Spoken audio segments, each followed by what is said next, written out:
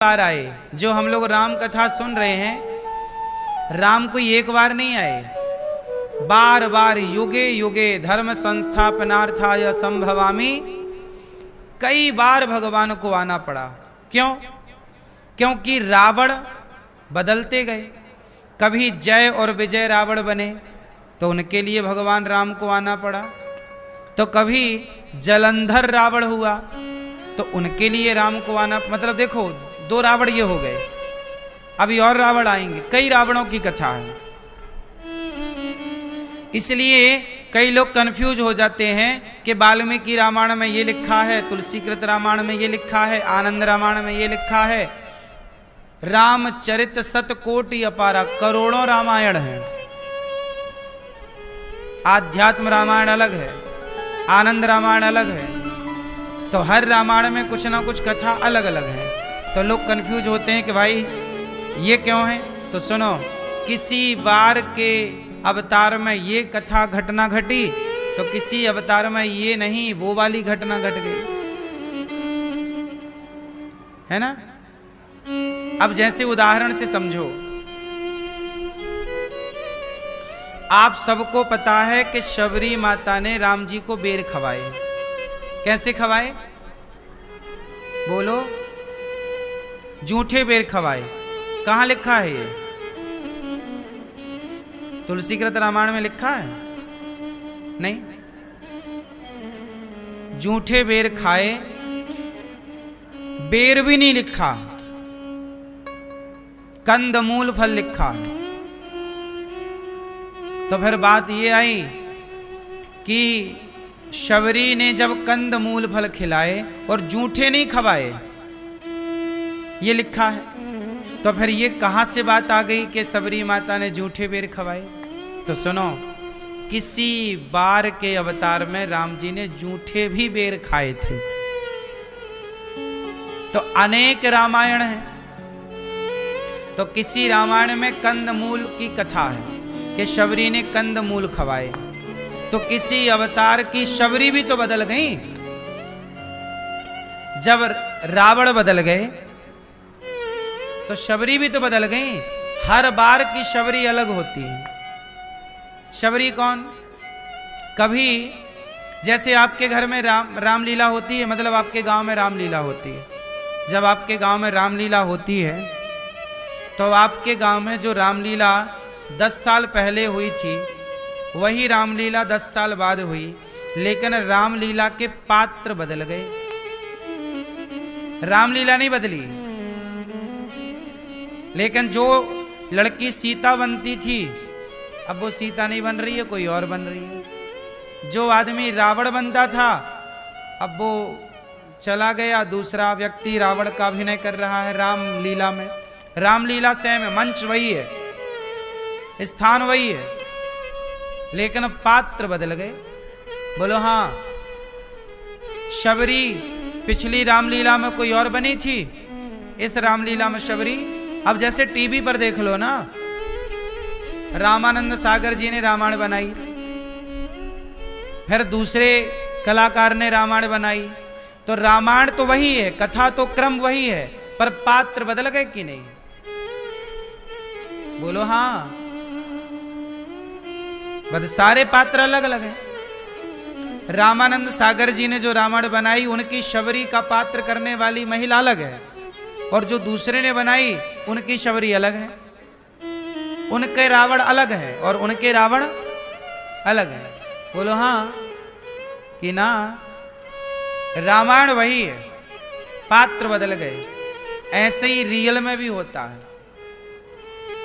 कभी शबरी आप में से कोई प्रेमी स्त्री जो भगवान से अत्यधिक प्रेम करती है, आप में से ही किसी को भगवान अपनी लीला में सम्मिलित कर लेते हैं, किसी को शबरी बना लेते हैं, किसी को आप में से ही किसी को अंगद बना लेते हैं, आप में से ही किसी को अपनी सेना बना लेते हैं, आप में से ही कोई को अयोध्या की प्रजा बना लेते हैं, आप में से किसी को ही बंदर भालू की सेना, हम में से ही कोई गिलहरी बन जाता है।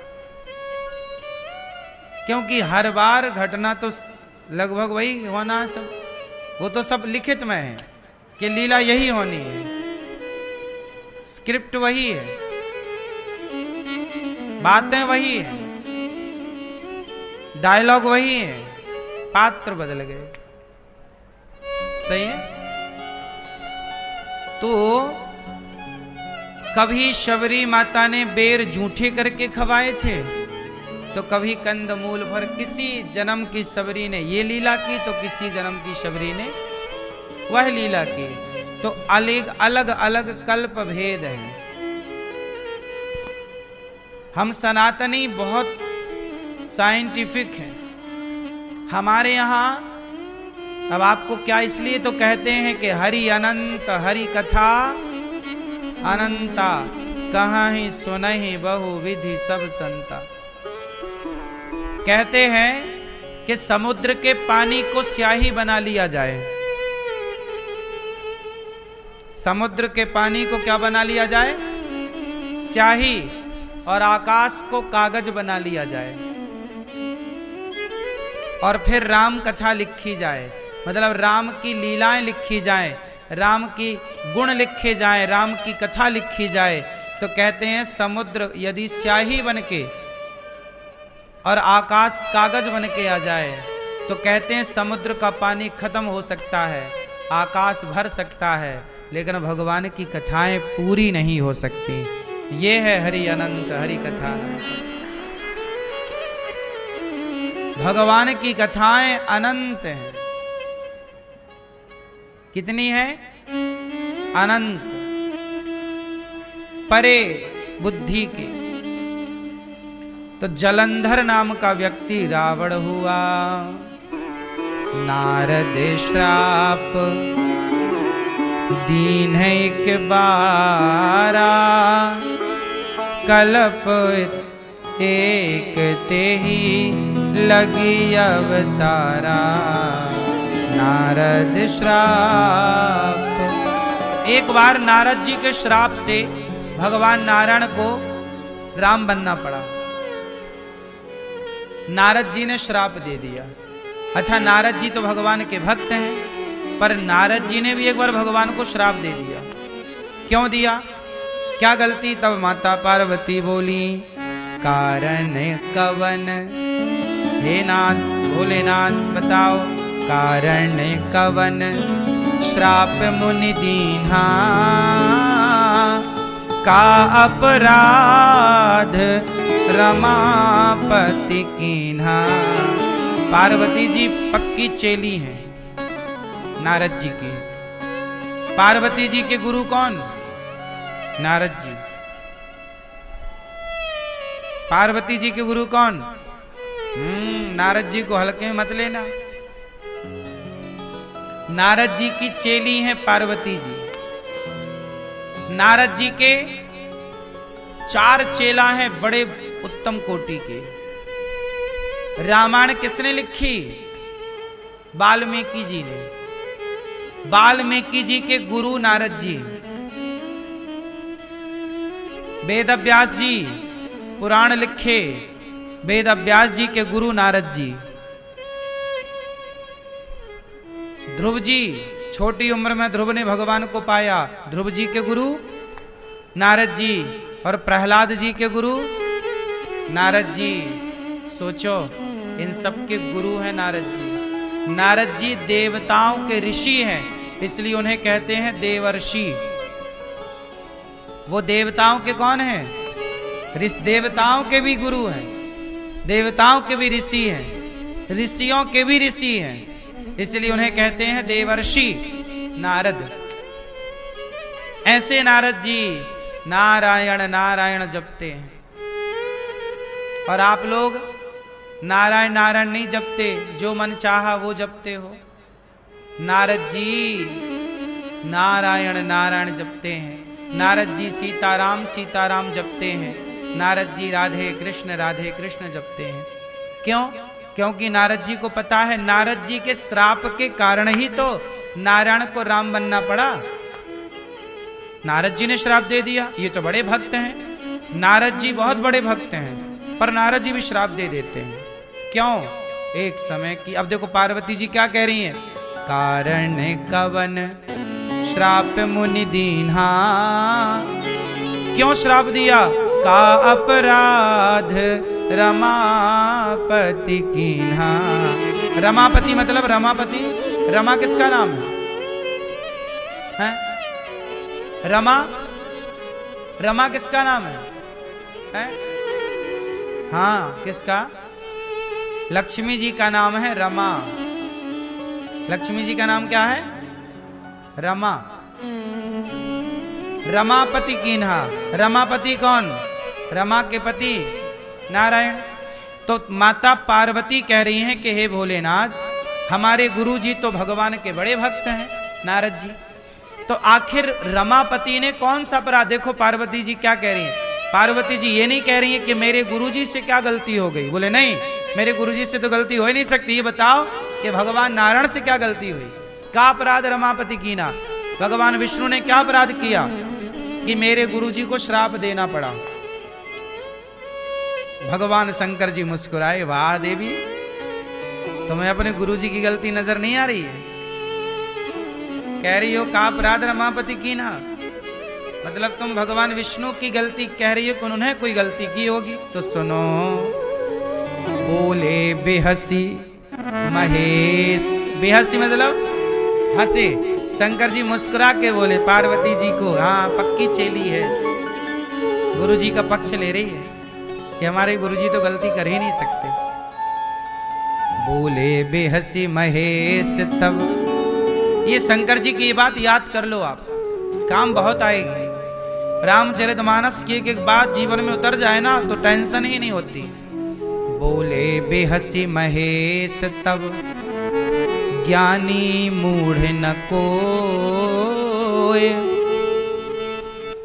जेहि जस रघुपति करहि जब, सो तस तेहि छन होय। शंकर जी बोले सुनो पार्वती, बोले बेहसी महेश तब ज्ञानी मूढ़ न कोय। मतलब क्या हुआ? ज्ञानी और मूर्ख कोई नहीं है। अच्छा ज्ञानी कौन? कोई नहीं। और मूर्ख कौन?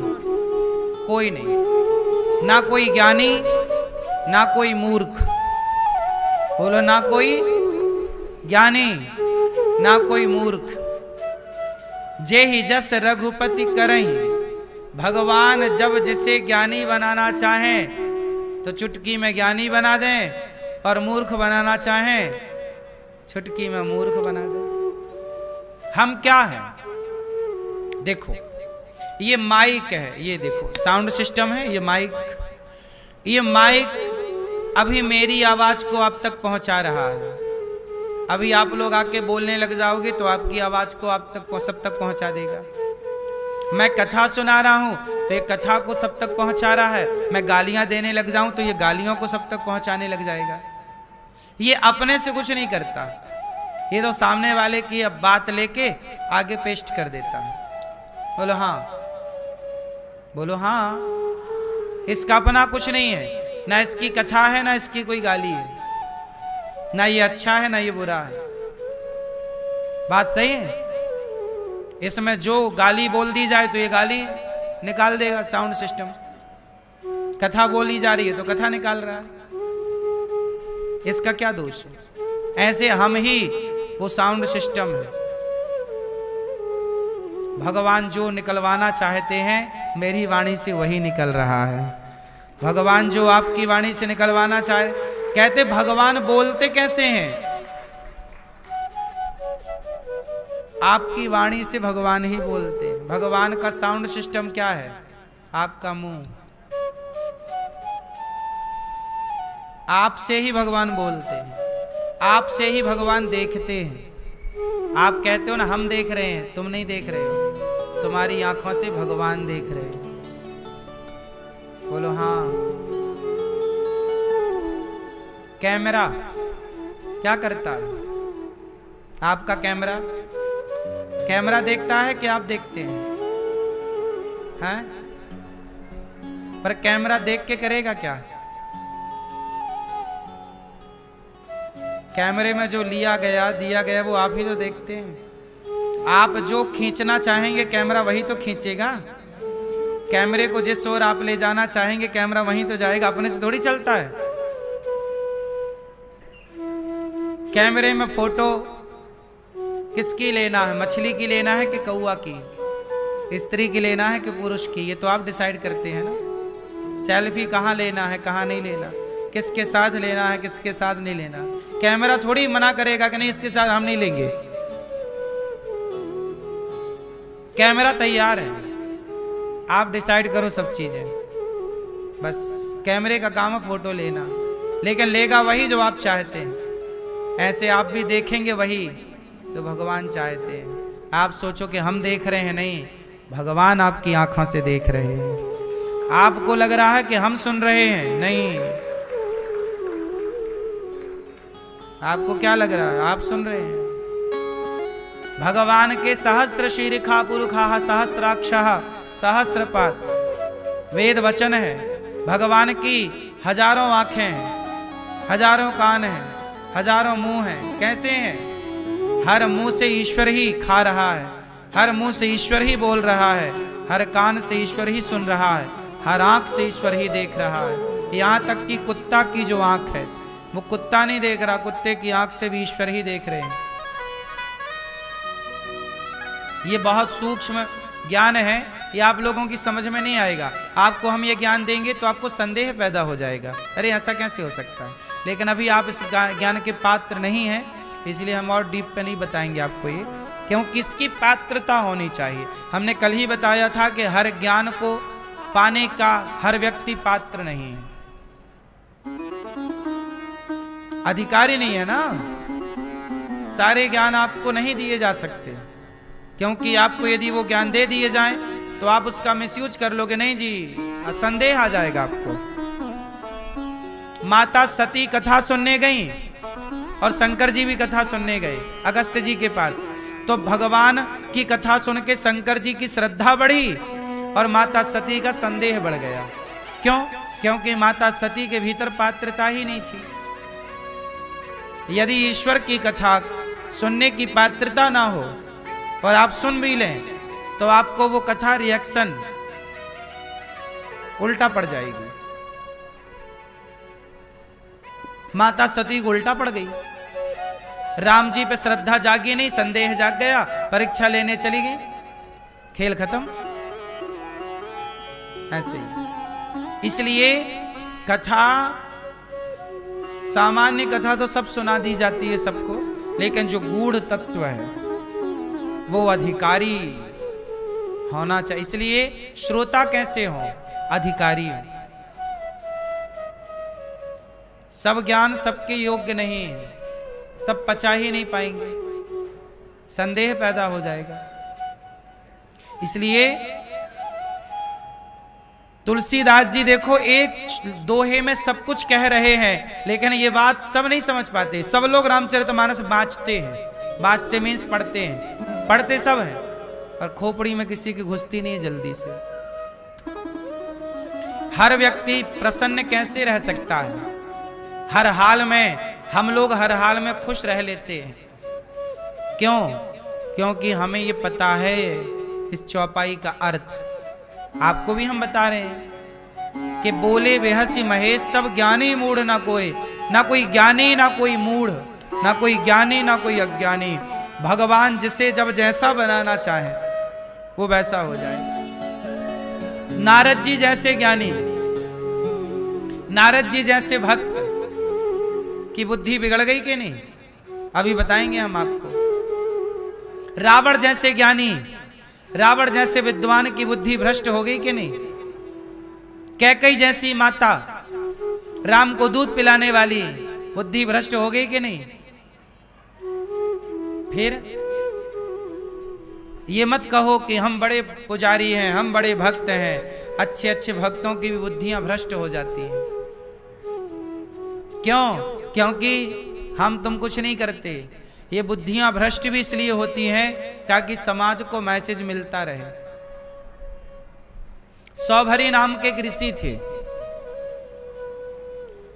वो पानी के अंदर चले गए, यहां गर्दन तक डूब गए और तपस्या करने लग गए पानी में।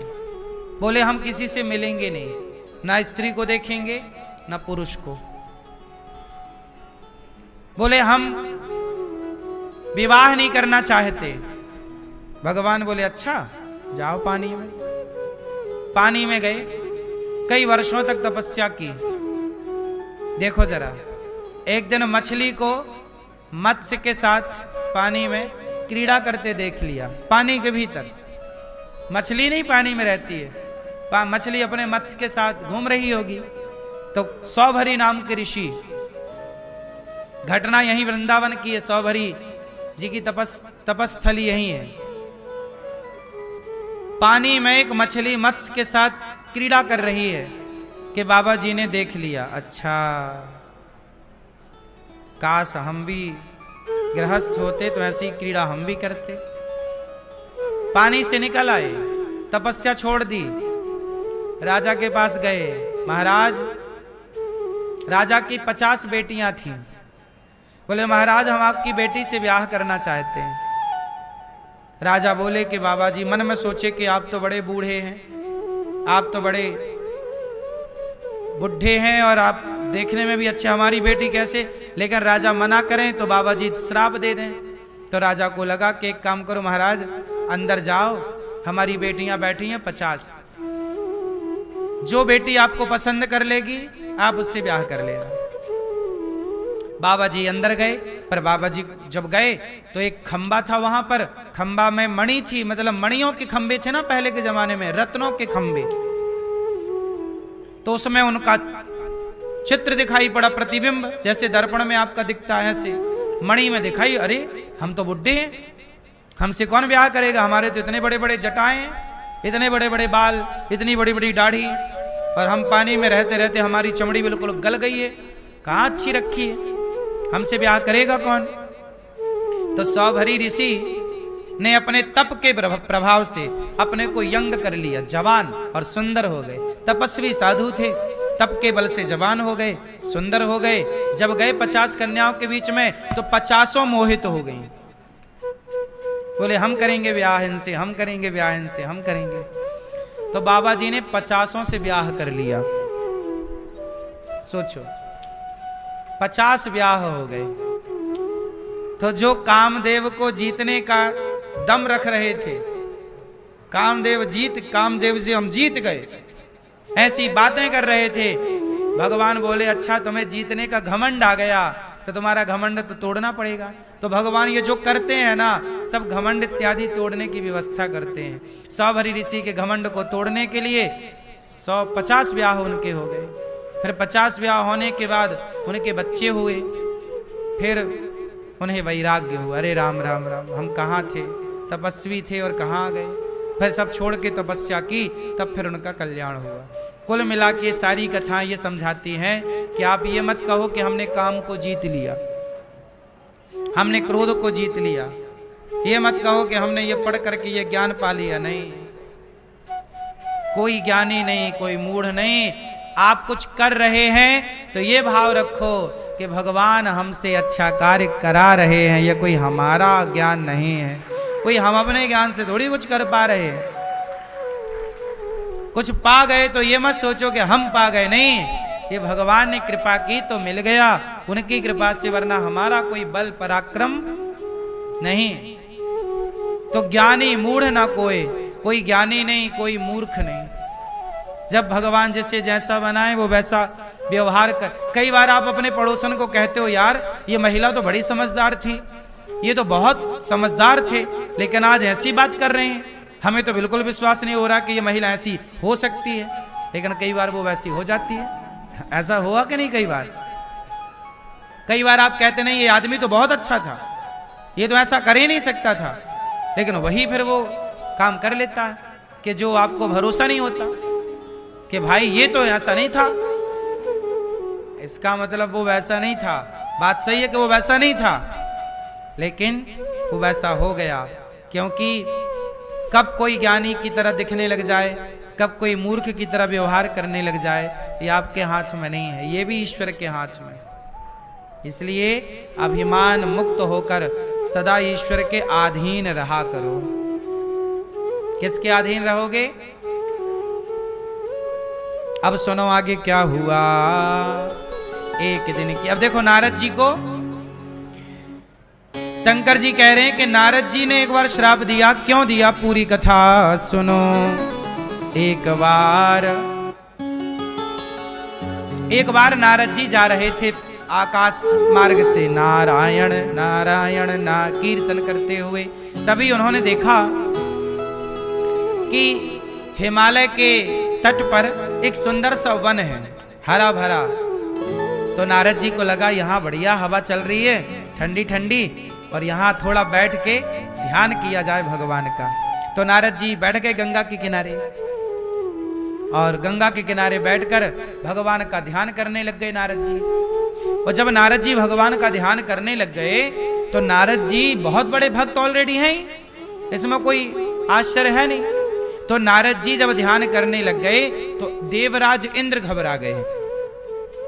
कोई भी आदमी तपस्या करता है ना तो इंद्र की धड़कन बढ़ जाती है।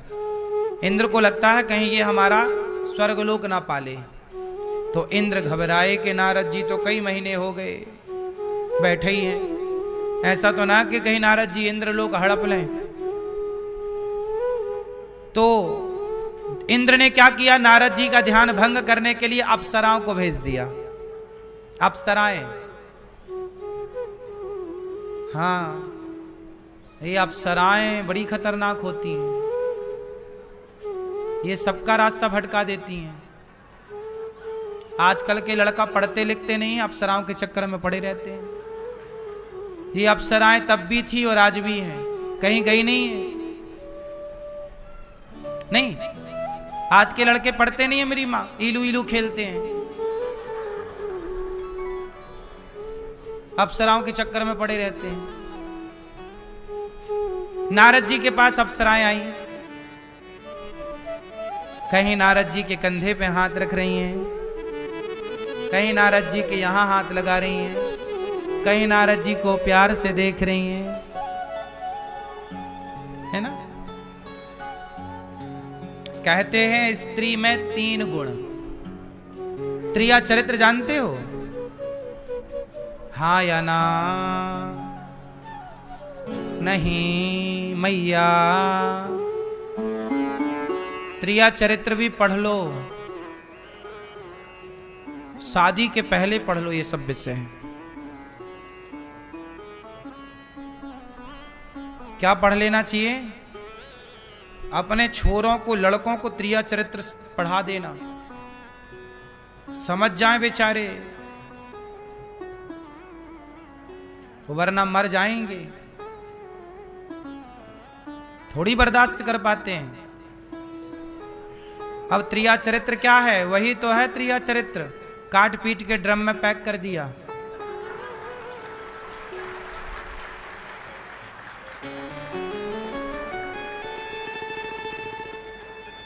यही तो त्रिया चरित्र है। अपने पति को दे दिया जहर, अपने पति को दे दी नींद की गोलियां और काट दिया, और दूसरे के संग इलू इलू खेल रही है। यही तो त्रिया चरित्र है, हाँ या ना?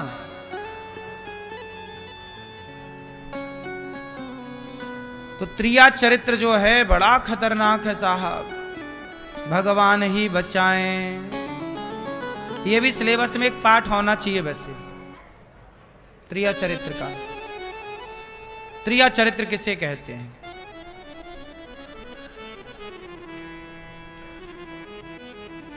अब सुनो, त्रिया चरित्र तो आप सब जानते ही होंगे, हम क्या बताएं, हमसे बढ़िया आप लोग जानते होंगे। क्यों, आप जानते दादाजी के नहीं जानते हैं? जिनके बाल पक गए हैं वो ठीक ठीक जानते होंगे, जिनके बाल अभी काले हैं वो थोड़ा कम जानते होंगे, क्योंकि त्रिया चरित्र जानने में 50 साल लग जाते हैं, एक दिन में नहीं जान पाता कोई। सही है कि गलत है? तुम जानते हो? पढ़ लेना। शादी हो गई? बढ़िया है, फिर जान जाओगे।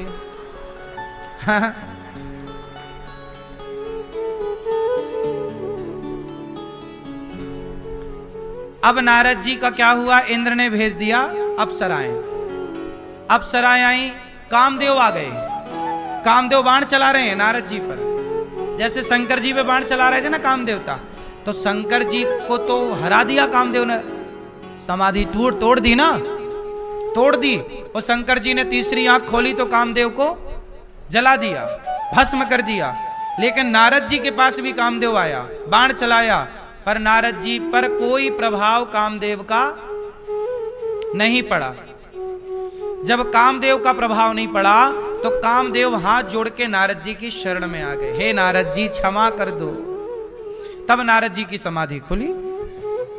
तो नारद जी की समाधि जब खुली तो नारद जी ने कहा आप कौन हैं? बोले हम कामदेव। यहां क्या कर रहे हो? महाराज हम आपकी तपस्या भंग करने आए थे, पर आपकी तपस्या इतनी ओरिजिनल थी कि हमने पूरा प्रयास कर लिया, पूरी जान लगा दी, पर हमने आपकी तपस्या भंग हम नहीं कर पाए। ये अप्सराएं आई थी पर ये सब आपकी दासी बन गई, अब ये भंग नहीं कर पाई। नारद जी को लगा अच्छा कामदेव खुद आए और हमारे आगे हार गए। किसने भेजा था? इंद्र ने। कामदेव बोले महाराज शंकर जी को तो गुस्सा आ गया था, कामदेव पर गुस्सा आ गया ना, क्रोध आ गया शंकर जी को, तीसरी आंख खोल ली।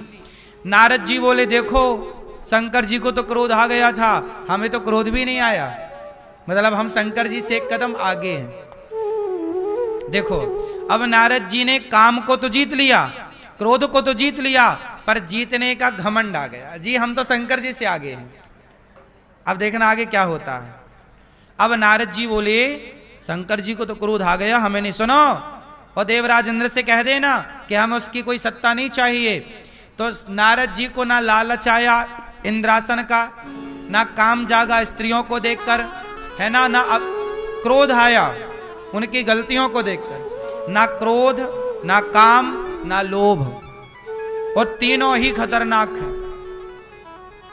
ये तीनों ही दुनिया में नचाते हैं। या तो आपको क्रोध परेशान कर रहा है, बड़ा गुस्सा आता है, क्रोध, या तो लोभ, सबको लोभ चाहिए, लोभ के कारण ना सारे पाप चल रहे हैं। पाप के बाप का नाम ही लोभ है। धरती का हर पाप शुरू कहां से होता है? लोभ से। तो नारद जी ने लोभ को भी खारिज कर दिया, क्रोध को भी खारिज कर दिया, और काम वासनाएं तो डूब परेशान कर ही नहीं पाई। नारद जी बच गए, बच तो गए, कामदेव प्रणाम करके चले गए, पर नारद जी को अभिमान आ गया कि जी मैंने काम को जीत लिया, क्रोध को जीत लिया, लोभ को जीत लिया। अब देखो सुख हाड़ ले भाग सठ, स्वान ने रखी मृगराज, छीन ले ये जन जान जड़, तिमि सुर पतहि न लाज। इंद्र को भी क्या सूझा कि नारद जी पर संदेह कर लिया कि ये हमारा इंद्रासन हड़प लेंगे। अरे भैया सूख हाड़ ले भाग सठ, स्वान, स्वान मतलब कुत्ता। एक बात बताओ, एक बार शेर जा रहा था तो शेर को देखकर कुत्ता वहां पड़ी हड्डी, हड्डी को मुंह में दबा के भागा। कौन भागा? कुत्ता। क्यों भागा? कुत्ते को लगा कहीं ये शेर हमारी हड्डी छीन ना ले। अब बताओ शेर कभी हड्डी छीनेगा? शेर हड्डी का क्या करेगा? हड्डी कौन चबाता है? बोलो। कुत्ते को कहीं हड्डी मिल जाए ना तो पकड़ के चबाता रहता है।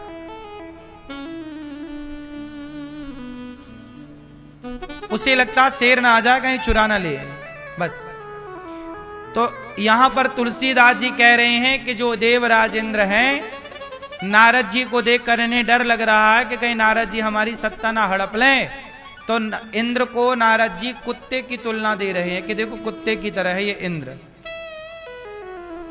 देवताओं के राजा बिहेव कैसा कर रहे हैं? कुत्तों की तरह। ये हम नहीं कह रहे हैं, तुलसीदास जी व्यंग कर रहे हैं कि जैसे कुत्ता शेर के डर से हड्डी लेके भाग जाता है, ऐसे देवर्षि नारद जी के डर से इंद्र घबरा गए कि कहीं ये सत्ता ना चाह ले।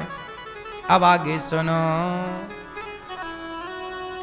नारद जी महर तव नारद अब देखो नारद जी ने सब जीत लिया, तो नारद जी को लगा यार चलो अखबार देखें आज का हमारे बारे में छपा के नहीं, कुछ नहीं आया। नारद जी बोले लो हमने काम क्रोध जीता पर हमारे बारे में कोई बात ही नहीं हो रही। आदमी जरा पद प्रतिष्ठा पाए तो फिर क्या चाहता है कि हमारे बारे में थोड़ा बातें हो, चर्चा हो, है ना। तो नारद जी को लगा हमने जीत लिया ना भाई साहब, तो अखबार में आनी चाहिए, हमारी शोभा यात्रा निकलनी चाहिए, हमारा भी सम्मान अब ज्यादा होना चाहिए। अब देखो नारद जी के अंदर क्या गया, अभिमान। काम क्रोध को जीत लेना अच्छा है, पर जीतने का अभिमान करोगे तो फिर फंसोगे। अब नारद जी गए, ताब तब नारद गवने। अच्छा नारद जी सोची किसके पास जाऊं, बोले शंकर जी के पास जाऊं, शंकर जी से बताऊंगा कि आपने तो गुस्सा किया था, हमने तो क्रोध भी नहीं किया, मतलब हम आपसे एक कदम आगे हैं। अब शंकर जी के पास गए, मार चरित काम चरित शंकर ही सुनाए, अति प्रिय जानी महेश सिखाए, बार बार बिन बहु मुनि तो ही, जिम यह कथा सुनायहु मोही। शंकर जी कह रहे हैं नारद जी, अब नारद जी ने पूरी बात सुनाई शंकर जी को। शंकर जी सुनो, वो कल की घटना आपको याद है, पढ़ी आपने अखबार में? शंकर जी बोले नहीं हमने तो नहीं पढ़ी। अरे कल हमारे पास कामदेव आए, हमने कामदेव को हरा दिया, और सुनो हमने कामदेव को हराया पर हमें गुस्सा भी नहीं आया, और हमने देवराज इंद्र के इंद्रासन को भी लात मार दिया, नहीं लेना जा। तब शंकर जी बोले हे नारद जी, ये जो कथा आपने हमें सुनाई है ना, ये भगवान विष्णु को मत सुना देना। तब नारद जी को लगा अच्छा मतलब शंकर जी हमसे ईर्ष्या कर रहे हैं कि ये विष्णु जी को पता ना लग जाए, वरना हमारा पावर ज्यादा हो जाएगा, इनका कम हो जाएगा। देखो जरा क्या चलने लगा दिमाग में। शंकर जी ने समझाया कि अच्छा शंकर जी समझ गए कि नारद जी की बातों में अभिमान झलक रहा है। भाई बातों से भी तो अभिमान झलकता है कि नहीं, क्यों भैया? बातों से क्या झलकता है? तो नारद जी की बातों से क्या झलक रहा है? अभिमान। तो शंकर जी तो समझाए कि जो बात हमने हमें कही ठीक, पर यह बात भगवान विष्णु को मत कह देना, रमापति को मत कह देना, भगवान नारायण को मत कह देना, वरना नारद जी आपको लेने के देने पड़ जाएंगे। नारद जी को समझाया तो बढ़िया, पर नारद जी ने इस वे पर ले लिया कि अच्छा शंकर जी तो हमसे ईर्ष्या करने लग गए कि अब तो हम भी अब कम थोड़ी हैं, शंकर जी से कम पावर हम थोड़ी रख रहे हैं, ऐसा नारद जी को लगने लग गया। तब नारायण नारायण शंकर जी ने बहुत समझाया, शंभुदीन उपदेश हित नहीं नारद ही सुहान। नारद जी को सुहाई नहीं शंकर जी की बात। कहते ना विनाश काले जब नाश मनुज पर छाता है, पहले विवेक मर जाता है। भारद्वाज कौतुक सुनो हरि इच्छा बलवान। क्या बात है। शंभुदीन उपदेश, कई बार आपको कोई समझाता है ना, आप नहीं समझते।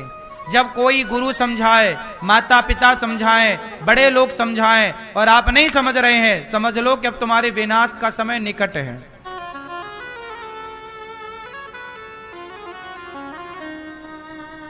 इसलिए गुरु समझाएं, एक ही बात को जब सब मना कर रहे हैं, समझा रहे हैं, तो मान जाओ, जिद्दी ना बनो, मान जाओ। सब मना कर रहे हैं वहां मत जाओ, सब मना कर रहे हैं ये मत करो, मान जाओ, तुम्हारे हित के लिए। 1 महीने रुक जाओ, 2 महीने रुक जाओ, थोड़ा रुक जाओ, ठंडे दिमाग से पुनः विचार करो, पुनर्विचार करो उस बात पर।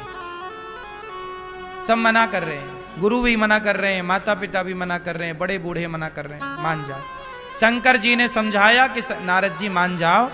शंभुदीन उपदेश हित नहीं नारद ही सुहान, भरद्वाज कौतुक सुनहु हरि इच्छा बलवान। अब देखो कौतुक, खेल, कौतुक मतलब खेल। अब भगवान का खेल चालू हो गया। नारद जी गए। अब नारद जी का मन ही ना लगे यहाँ वहां, नारद जी को लगा भैया हम शंकर जी ने मना किया वहां मत जाना, पर हम क्यों ना जाएं, हम तो जाएंगे। नारद जी बोले कि भगवान से मना किया सुनाने के लिए, क्यों ना सुनाए, हम तो सुनाएंगे। भाई हमने जीता है तो हमारा नाम तो होना ही चाहिए।